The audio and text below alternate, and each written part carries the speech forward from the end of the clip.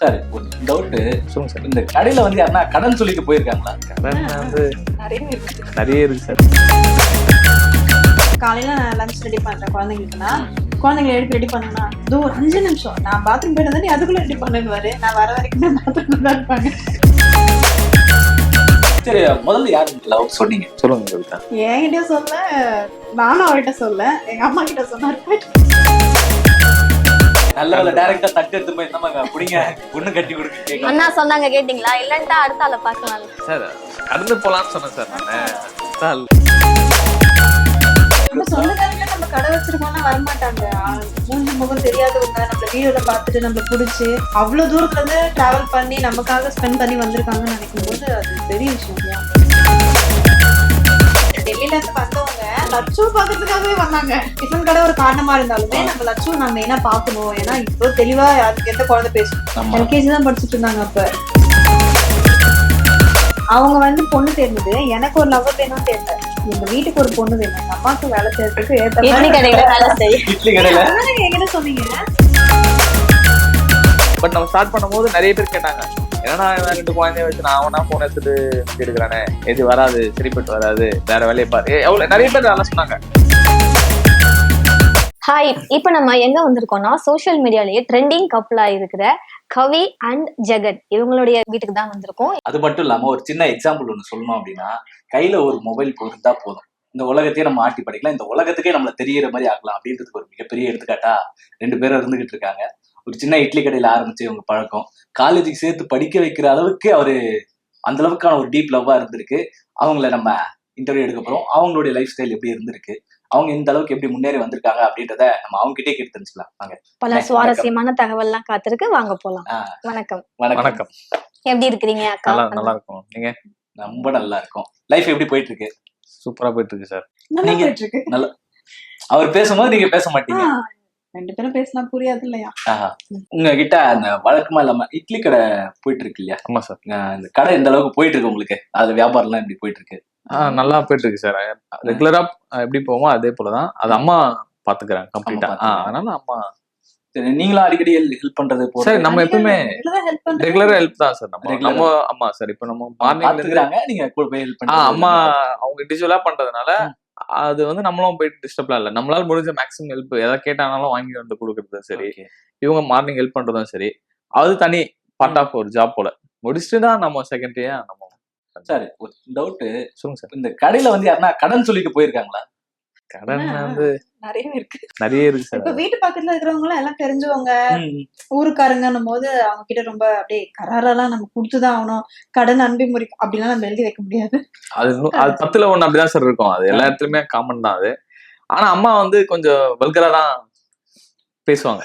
அதனால அது பழகிடுச்சு. அவங்க அப்படி கிடையாது. ஃபர்ஸ்ட் டைம் கொடுத்து வாங்கிட்டாங்கன்னா அது தெரியாது இல்ல. கடன் கொடுத்து கடன் நாளைக்கு தந்துடுமான்னு சொல்லிட்டு நாளைக்கே எடுத்து வந்து கொடுத்துட்டாங்கன்னா பிரச்சனை இல்ல. நாளைக்கு தரேன்னு சொல்லிட்டு நாளைக்கு அப்புறம் இன்னொரு 4 நாள் கழிச்சு அப்புறம் 4 மாசம் கழிச்சு 4 வருஷம் கழிச்சு போனா அதுவும் இல்லாம அவங்க வந்து 40 வருஷமா அந்த ஃபீல்ட்ல இருக்கிறதுனால அவங்க வந்து அவங்களுக்கு தெரிஞ்சிச்சு எப்படி வந்து பேசினா மக்கள் கிட்ட வந்து பணம் வந்து கிடைக்கும். அதாவது இப்ப நம்ம காசு இப்ப 2வது இன்னைக்கு ஒரு நாள் நாளைக்கு தரேன், நாளைக்கு வந்து சாப்பிட்டு நாளைக்கு தரேன், நாளைக்கு சாப்பிட்டு வேலைக்கு போல அப்படின்னு சொல்லும் போது அவங்க கிட்ட எப்படி பேசினா வந்து காசு கிடைக்கும்ன்றது என்னை விட அம்மாக்கு தான் எக்ஸ்பீரியன்ஸ் அதிகம்.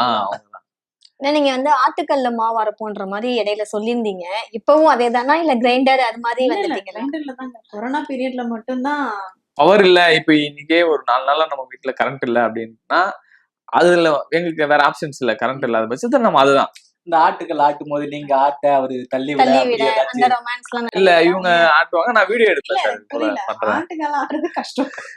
அந்த டைம்ல என்ன ரொமான்ஸ் இதெல்லாம் படமா இது இல்ல தள்ளி விட ஒரு ஆள் வேணும்ல.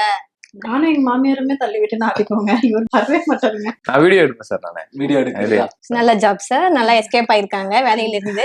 எனக்கு என்ன அப்படிதான் சொல்றாரு, நீ எடுக்க நான் வீடியோ எடுக்கிறேன். எந்த மாதிரி எல்லாம் இப்படி எஸ்கேப் ஆயிருக்காரு? சின்ன சின்ன ஹெல்ப் எல்லாத்துக்குமே ஸ்பெசிபிக்கலா இல்ல சொல்றீங்க. ஏதாவது அவர் இல்லையே பண்ணிருக்கேன் அப்படின்ற மாதிரி பாக்குறாரு. அப்படி பாக்குறீங்க ஏங்க அப்படி சொல்லிருக்கீங்கன்னு கேக்குறாரு. அது வந்து எந்த வேலையா இருந்தாலும் இப்போ காலையில நான் லஞ்ச் ரெடி பண்றேன் குழந்தைங்களுக்குன்னா, குழந்தைங்களை எழுப்பி ரெடி பண்ணுங்கன்னா இது ஒரு 5 நிமிஷம் நான் பாத்ரூம் போயிட்டு நீ அதுக்குள்ள ரெடி பண்ணுவாரு. நான் வர வரைக்கும் பாத்ரூம்ல தான் இருப்பாங்க. இது எல்லார் வீட்லயுமே நடக்கிறதுதான் மேக்சிமம். அவங்க வயிற்றுல கொட்டுறாங்க. இப்ப நீங்க ஏதாவது ஆசைப்பட்டு கேட்டிருப்பீங்கல்ல, எனக்கு இப்ப எக்ஸாம்பிள் ஒரு பால்கோவா வேணும், ஏதாவது ஆசைப்பட்டு ஸ்நாக்ஸ் மாதிரி கேட்டிருப்பீங்கல்ல, அந்த டைம்ல அது அண்ணா வந்து வாங்கிட்டு வந்து கொடுத்துருக்காங்களா, இல்ல ஐயோ நான் மறந்துட்டோமா அப்படின்னு சொல்லி ஏதாவது சொல்லி சமாளிச்சிருக்காங்களா? அப்படிலாம் எதுவும் இல்ல. நான் எனக்கு பிடிக்கும் இது நான் சொல்லிட்டாலே அப்புறம் வாங்கிட்டு வந்து கொடுத்துருவாங்க. அதனால கேட்டோடனே வாங்கிட்டு வந்து ஆமா கொடுத்துருவாங்க. சார், அதெல்லாம் கொடுத்துருவோம் சார். கிரேட் தான். இல்லன்னா என்ன நடக்கும்ன்றது தெரியும். அதனால இல்ல சார், அப்படிலாம் எதுவும் நடக்காது சார். இல்லனாலும் எதுவுமே இல்லையா?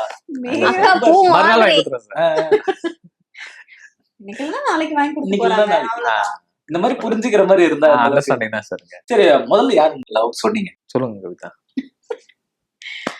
என்கிட்ட சொல்ல, நானும் அவர்கிட்ட சொல்ல, எங்க அம்மா கிட்ட சொன்னாரு. போயிட்டு என்ன இது? அவங்கதான் லவ் பண்ணீங்க. First time. என்னதான் லவ் பண்ணாரு, பட் எங்க அம்மா கிட்ட போய் சொல்லிட்டாரு. மேரேஜ் பண்ணிக்கிறேன்னு சொன்னேன் சார். அதுதான் சார். கல்யாணம் லவ் பண்றேன்னா எதுவுமே நாங்க சொல்லிக்கல. பொண்ணை பிடிச்சிருக்கு அவ்வளவுதான் அவ்வளவுதான் சார். அவ்வளவுதான். ஸ்ட்ரைட்டா. டைரக்டா. ஆமா சார். இல்லன்னா நம்ம நல்ல வேலை டைரக்டா தட்டு எடுத்து போய் என்னமாங்க புடிங்க பொண்ணு கட்டி கொடுங்க கேட்க. அண்ணா சொன்னாங்க கேட்டீங்களா? இல்லன்ட்டா அடுத்த ஆளை பாக்கலாம் சார் கடந்து போலான்னு சொன்னேன் சார் நானு. அதான் இல்ல. எனக்கு ஒண்ணும் பிரச்சனை இல்ல. இப்ப கூட சொல்றேன், இப்ப கூட இன்னும் பிரச்சனை இல்ல. அவர் என்ன ஆசையோ அதுதான். மனைவி அமைவதெல்லாம் மனைவி அமைவதெல்லாம் இறைவன் கொடுத்த வரம் சொல்லுவாங்கல்ல, அதுக்கு மிகச்சிறந்த எடுத்துக்காட்டி இப்படி ஒருத்தர் இருந்தா போதும், எல்லாரும் சந்தோஷமா இருப்பாங்க. பல பேர்லாம் இங்க இருக்கிறாங்க. அவங்க வீட்டுக்கு வன்மத்தை கக்க வேண்டாம்.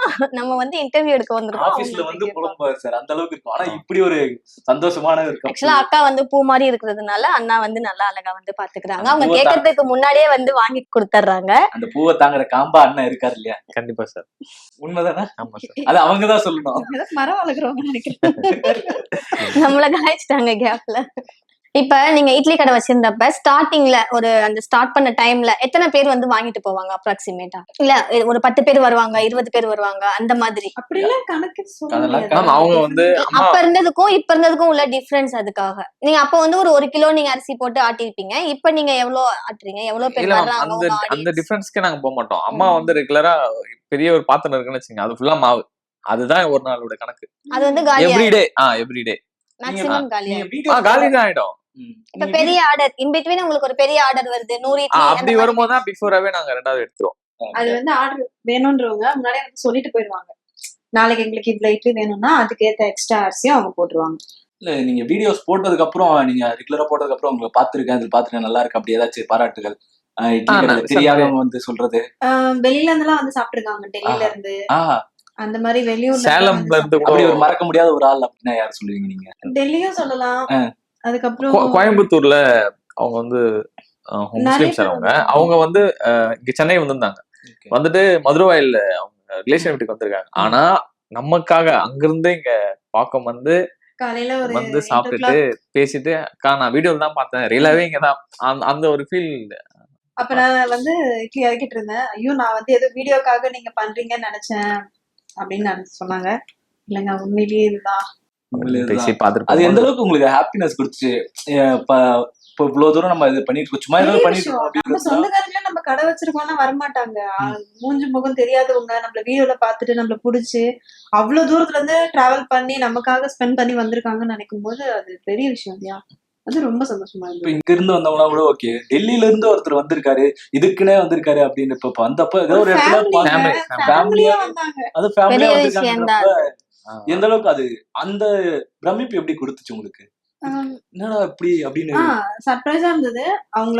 நாங்களும் சும்மா விட்டுல அவங்கள வீட்டுல வர வச்சு விருந்து கொடுத்து அவங்களுமே சந்தோஷமா போற அளவுக்கு தான். ஏன்னா காலையில டிஃபன் மட்டும் கொடுத்து அனுப்புறது நல்லா இருக்காது. அதனால மதியம் சாப்பாடுமே நாங்க ரெடி பண்ணி வீட்லயே மறக்க முடியாத ஃபேன் மூமெண்ட்னா அது இந்த ரெண்டு இன்சிடென்ட். ஓகே, இப்போ நீங்க வந்து யூடியூப்ல நிறைய மில்லியன்ஸ் வந்து சப்ஸ்கிரைபர் வச்சிருக்கீங்க. அதே மாதிரி இன்ஸ்டா எல்லாமே ட்ரெண்டிங்கா இருக்கிறீங்க. எதுக்கு நம்ம இட்லி கடையில கஷ்டப்படணும் அப்படின்லாம் நீங்க வந்து எனக்கு அது நினைச்சிருக்கீங்களா? இல்ல நான் அப்படிலாம் எதுவுமே நினைச்சது இல்ல. ஏன்னா இது அவங்களோட உழைப்பு. நான் போய் நான் நல்லா வளர்ந்துட்டேன் நீங்க வச்சிருக்கீங்கன்னு நான் கேட்க முடியாது. இன்னைக்கு நான் யூடியூப்ல இருக்கேன், இவர் யாராவது வந்து என்கிட்ட நீ யூடியூப்ல இருக்க கூடாதுன்னு சொன்னா அது எனக்கு எப்படி இருக்கும்? நான் ஆரம்பிக்க போறேன், நீ பண்ணாதன்னு சொன்னா அது நல்லா இருக்காது. ஏன்னா இது என்னோட உழைப்பு. அந்த மாதிரி அது அவங்களோட உழைப்பு. அதை போய் நான் தடுக்கிறதுக்கோ இல்ல இது வேணாம்னு சொல்றதுக்கோ எனக்கு உரிமையும் கிடையாது, தகுதியுமே கிடையாது. ஏன்னா அவங்க பெரியவங்க. ஆக்சுவலா ஒரு சொல்லணும் அப்படின்னா என்னன்னா, நான் ஒரு ரொம்ப அழகா ஒரு விஷயம் சொல்லுவேன். இந்த பெரிய அரசியல் புரிதல், ஃபெமினிசம் பேசுறோம், அரசியல் பேசுற மக்களுக்கான விஷயத்த பேசுறோம் அப்படின்னு சொல்றது இருக்குல்ல, குடும்ப அரசியல் அப்படின்னு ஒண்ணு இருக்கும், அதுக்குள்ள போயிடும். ஆனா அது ரொம்ப தெளிவா புரிஞ்சு அது அவங்க உழைப்பு, அது அவங்களுக்கானது அப்படின்னு புரிஞ்சு வச்சு இருக்க ஒரு கப்பல் கிடைக்கிறது இல்ல. நான் வந்ததுக்கு அப்புறம் நான் தான் பாத்துக்கணும் அப்படின்னு புடிங்கிறதோ அந்த மாதிரி சீரியல் தான் நிறைய பேர் காட்டிட்டு இருக்கு. இன்னைக்கு அதை உட்காந்து நிறைய பேர் பாத்துக்கிட்டு இருந்ததெல்லாம் இருக்கும். இப்படி ஒரு விஷயம் ரொம்ப அழகா தெரியுது எனக்கு, உங்களுக்கு இருக்க புரிதல் அந்த அளவுக்கு. ஆமா கண்டிப்பா. இதே வேற யாருன்னா அதான் நமக்கு இதுல அமௌண்ட் வருது இல்ல, அதுல ஏன் கஷ்டப்படணும்? வேணா இட்லி கடைனா சாதாரண கிடையாது, அந்த சூட்ல நிக்கணும், அதை எடுக்கணும், அதுக்குள்ள சட்னி ப்ரிப்பேர் பண்ணணும், இவ்வளோ ஒர்க்ஸ் இருக்கும்போது நம்ம ஏன் அதுல கஷ்டப்படணும் அப்படின்னு தான் நினைப்பாங்க. பட் நீங்க வந்து அவங்களுடைய உழைப்பு, நானும் என்னுடைய உழைப்பு அதுல கொடுக்குறேன் அப்படின்னு அழகா நீங்களும் கொடுக்கறதே எங்களுக்கு ரொம்பவே சந்தோஷமா இருக்கு பார்க்கும்போது. அந்த அண்டர்ஸ்டாண்டிங் இருக்கிறதுனால நாங்க இப்போவும் கூட்டு குடும்பமா நாங்க டிராவல் பண்ணி, இப்ப என் கூட பிறந்தவங்க எல்லாமே ஒன்னாதான் இருக்கோம். நாங்க ரெகுலரா டிராவல் பண்ணிட்டு தான் இருக்கோம், சந்தோஷமா இருக்கும், எந்த ஒரு மனசு கஷ்டங்கள் இல்லாம. காரணம் இந்த புரிதல் தான். எஸ். சரி, ஓகே. உங்களது வீடியோஸ் ரெகுலரா நீங்க போட இந்த வீடியோ வந்து ஃபர்ஸ்ட் ட்ரெண்டான ஒரு வீடியோ அப்படின்னா இந்த வீடியோனால தான் எங்க வெளியே தெரிஞ்சது, எல்லாருமே தெரிய ஃபர்ஸ்ட் வீடியோ வந்து இவங்க ஒரு பர்த்டே ஃபங்க்ஷன்ல குழந்தையும் இவங்களும் சாப்பிட்டு கொஞ்சம் ஃபன்னா பேசினாங்க. பர்த்டே ஃபங்க்ஷன் போனா ஃபங்க்ஷன் போறோம்னு சொல்லாம பிரியாணி சாப்பிட போறோம், அது எங்கன்னு கேட்டா பர்த்டே ஃபங்க்ஷன்ல போடுவாங்க, வா போலாம்னு சொல்லிட்டு கூப்பிட்டு போறோம். குழந்தைங்களை வச்சு, அதான் குழந்தைங்க தான் 2 பேர் வச்சு 3 பேர் வச்சு போட்டோம். ஃபர்ஸ்டே அது பீக் ஆயிடுச்சு. அப்படியே எங்களுக்கு கண்டினியூஸா பாப்பா வச்சு குழந்தைங்க தான் அந்த இடத்துல ஃபர்ஸ்ட் ஹெல்ப் பண்ணது. அப்படியே பாப்பா தனியா ஒண்ணு பேசினாங்க, பானிபூரி சொல்லிட்டு. இந்த நான் தான் 5 வயசு குழந்தைன்னு சொல்லிட்டு, இது போல வந்து உங்களுக்கு பானிபூரி குழந்தைங்களுக்கு தெரியாது, இவங்களே ஒரு குழந்தை, பட் இவங்க குழந்தைங்களுக்கு கொஞ்சம் கியூட்டா பேசியிருப்பாங்க அழகா.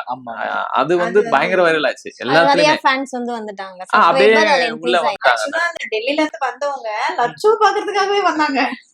டிஃபன் கடை ஒரு காரணமா இருந்தாலுமே நம்ம லட்சு நம்ம என்ன பாக்கணும், ஏன்னா இவ்வளவு தெளிவா அதுக்கு எந்த குழந்தை பேசும்.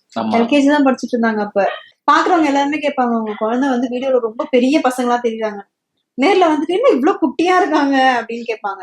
சோ வந்து அந்த வயசுல கொஞ்சம் மெச்சூரிட்டியா பேசுறதுனால சோ அந்த அன்பு வந்து உங்களுக்கு மட்டும் இல்லாம உங்க குழந்தைங்களுக்கும் வந்து கிடைச்சிருக்குது. ஆனா இப்ப நீங்க சொன்னீங்கல்ல, இவங்களை புடிச்சு போயிட்டு உங்க அம்மாட்ட போயிட்டு டைரக்டா இந்த மாதிரி உங்க பொண்ணை கல்யாணம் பண்ணிக்கிறேன் அப்படின்னு வட சென்னை பாணியில நீங்க பண்ணிருக்கிறீங்கல்ல ஒரு சம்பவம். அப்ப உங்களுடைய மாமியார் ரியாக்ஷன் வந்து எப்படி இருந்துச்சு? அவங்க வந்து என்னை பத்தி கேட்டாங்க. நான் பிராங்கா பேசுறது ஃபர்ஸ்ட் அவங்களுக்கு பிடிச்சது, அது ஓப்பனா சொன்னதுனால. அப்புறம் அவங்க விசாரிச்சாங்க, இது போல வந்து என்னை பத்தி விசாரிச்சு நான் பேசிட்டு சொல்றேன் தான் சொன்னாங்க. அதுக்கப்புறம் எங்க அம்மா ரொம்ப ஹார்ட் எல்லாம் கிடையாது. அப்ப அக்கா வந்து ரூம்ல இருந்து எட்டி பார்த்தாங்களா? ரூம்ல இருந்து எட்டி பார்த்தா அந்த லுக். இருங்க, கட் பண்ண நீ சொல்லுங்க. ரோட்ல பேசிட்டு இருந்தாங்க, நான் வந்து வீட்ல இருந்து வெளியே வந்து எட்டி பார்த்தேன். அவங்க பேசிட்டு இருந்தாங்க, நான் இதை உள்ள போயிட்டேன். உங்களுக்கு எப்போ அவர் பிடிச்சது? எந்த சமயத்துல அவரு ஆஹா இப்படி ஒருத்தர் இருக்காரு அப்படின்னு அவர் சொல்றதுக்கு முன்னாடியே உங்களுக்கு தெரியும்? இல்ல அப்படிதான் கிடையாது. அவங்க நோட் பண்றாங்க, நம்மள வந்து அவங்க பாக்குறாங்கன்னு தெரிஞ்சதுக்கு அப்புறமா தான் நான் பார்க்க ஆரம்பிச்சேன். சோ அவர் பண்ற வந்து என்னன்னா, நாங்க வந்து இன்ஸ்டிடியூட்ல தான் பார்த்தோம், டைப்ரைட்டிங் போகும்போது அங்கதான் பார்த்தோம். ஸோ வந்து அங்கேயே வந்து ரொம்ப நல்ல புள்ள மாதிரி வேலை எல்லாம் செய்வாரு, அவங்க சொல்ற வேலையெல்லாம் செய்வாரு, நல்ல புள்ள மாதிரி, நல்ல பிள்ளையாவே செய்வாரு. நோட் பண்ணிக்கோங்க மாதிரி வந்து இல்ல செய்யறது பார்க்கும்போது வேலைக்கு போயிட்டு இருந்தாங்க.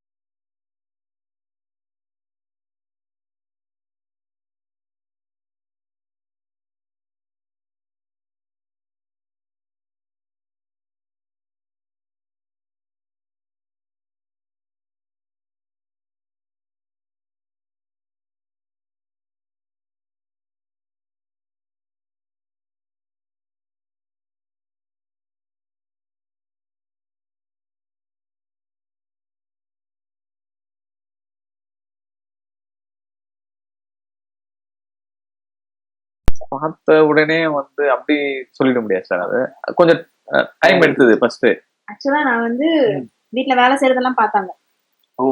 அதெல்லாம் பார்க்கும்போது அவங்களுக்கு அவங்க வந்து பொண்ணு தேர்ந்தது, எனக்கு ஒரு லவர் வேணும்னு தேர்ந்த, எங்க வீட்டுக்கு ஒரு பொண்ணு வேணும், எங்க அம்மாவுக்கு வேலை செய்யறதுக்கு என்கிட்ட சொன்னீங்க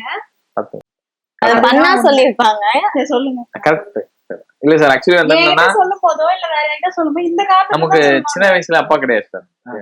அப்ப அப்பா கிடையாது, அம்மா மட்டும்தான். எனக்கு 2 அக்கா. ஒரு அக்காக்கு அப்ப மேரேஜ் ஆயிடுச்சு. அதாவது நான் வேலைக்கு போற ஸ்டேஜ்ல சொல்றேன். அதுக்கு பிஃபோர் வரையும் 2 அக்காக்கும் மேரேஜ் ஆகல. நான் படிச்சுட்டு இருக்கும்போது ஒரு அக்காக்கு மேரேஜ் ஆச்சு. நான் படிச்சு முடிச்சிட்ட பிறகு அப்ப அப்பா இருந்தாரு, அது தெரியும். நான் படிக்கும்போது அந்த அந்த லாஸ்ட்ல இருந்துட்டாங்க. அதுக்கப்புறம் வந்து ஒரு அக்கா இருக்காங்க, நான் இருக்கேன். வீடும் வந்து நம்ம சிம்பிளா தான், சின்ன வீடு தான்.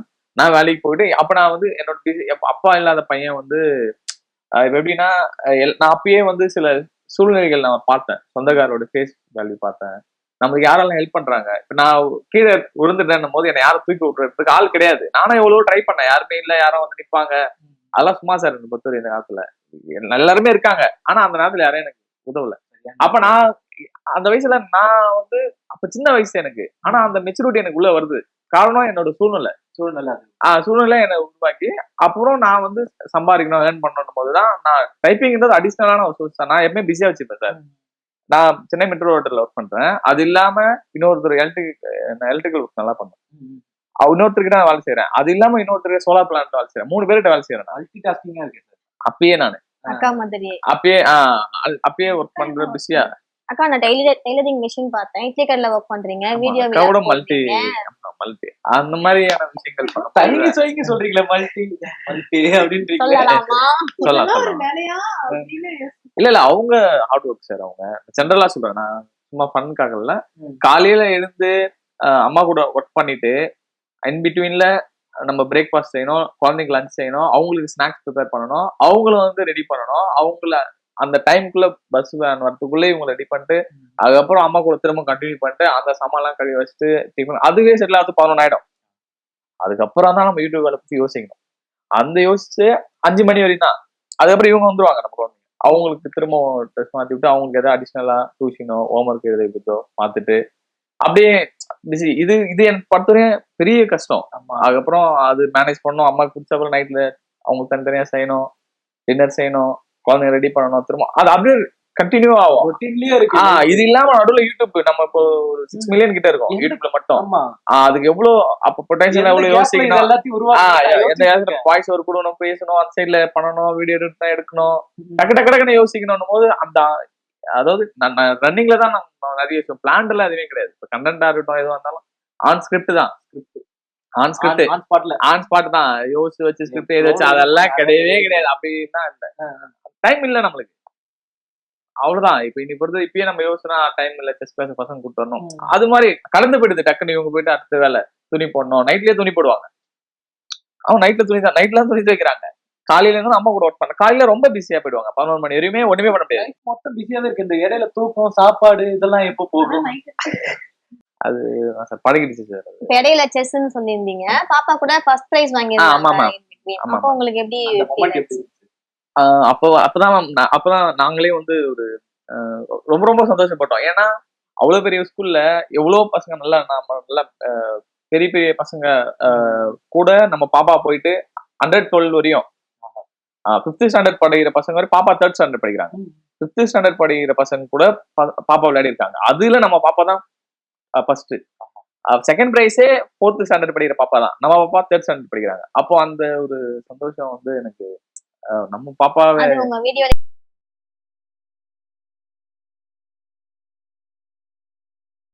இப்ப நீங்க ரெகுலரா வீடியோஸ் போட நெகட்டிவ்ஸ் எப்படின்னு, பாசிட்டிவ்னு ஒண்ணு இருந்தாலும் நெகட்டிவ்ஸ் ஒண்ணு இருக்கும். இந்த நெகட்டிவ்ஸ் எப்படி ஹேண்டில் பண்ணீங்க? எப்படி உங்களுக்கு அந்த நெகட்டிவ்ஸ் தான் வந்துச்சு? ஊர் சைட்ல இருந்தா, கமெண்ட்ஸ்ல இருந்தா, ரிலேட்டிவ்ஸ்க்கு அவங்கள்ட்ட இருந்தா, அக்கம் பக்கத்துல இருந்தா? ஃபர்ஸ்ட் ஆஃப் ஆல் எல்லாருமே அது சார். இப்போ கூட சார் நம்ம என்னதான் உள்ள நம்ம யாரா இருந்தாலுமே நான் சொல்றேன் சார், நான் சர்க்குன்னு நான் வந்து க்ரோத் ஆகுறேன், வளர்றேன்னும் போது பாக்குறவங்க எல்லாருமே அப்படிதான் சார் இருப்பாங்க. அது நேச்சுரல் பார்வை, அதை போய் குறை சொல்ல முடியாது சார். திட்டுறவன் திட்டிட்டு தான் இருப்பான் சார். நம்மள வந்து இன்னைக்கு நம்ம வீடியோஸ் எதுவுமே வந்து டான்ஸோ டிக்டாக்கோ மவுத் வாஷ் அது மாதிரி எல்லாம் எதுவுமே இருக்காது. ஃபேமிலி கண்டென்ட்டா இருக்கும். குழந்தைங்களை வச்சு ஏதாவது ஒரு மோட்டிவேஷன் ரிலேட்டடா தான் இருக்கும். அதனால பேட் கமெண்ட்ஸ் கம்மியா தான் வரும்.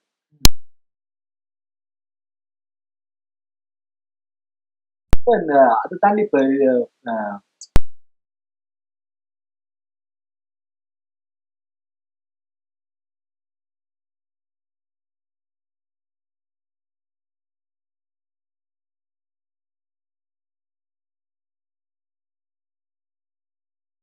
பட் நம்ம ஸ்டார்ட் பண்ணும்போது நிறைய பேர் கேட்டாங்க, என்னன்னா இவன் 2 குழந்தைய வச்சு நான் அவனா போன் எடுத்துட்டு எடுக்கிறானே, இது வராது, சரிப்பட்டு வராது, வேற வேலையை பாரு. எவ்வளவு நிறைய பேர் அதெல்லாம் சொன்னாங்க.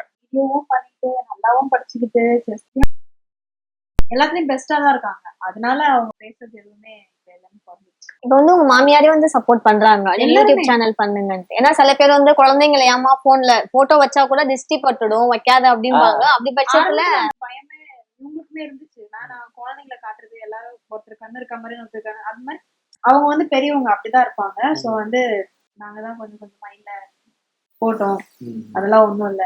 அதுக்கப்புறம் வெளியே வரும்போது நம்ம குழந்தைகளை மத்தவங்க பாக்குற விதம் வந்து எங்களுக்கு புரிய ஆரம்பிக்கும்ல. ஓ நம்ம குழந்தைங்க ஏதோ நல்லது பண்றாங்க அதனால எல்லாரும் வந்து பேசுறாங்க அப்படிலாம் பண்ணும்போது அவங்களும் அதை அக்செப்ட் பண்ணிட்டாங்க. இன்னைக்கு வந்து குழந்தைங்க தான் ஃபேம் ஆயிட்டாங்க. இப்போ வந்து சுஜன் அம்மா தானே நீ இப்ப நம்ம வெளில ஒண்ணு போனோம்னா நம்மளுக்கு தெரியல. நான் விட்டுருங்க சார், நான் ஒர்க் பண்ண மாட்டேன் சார்.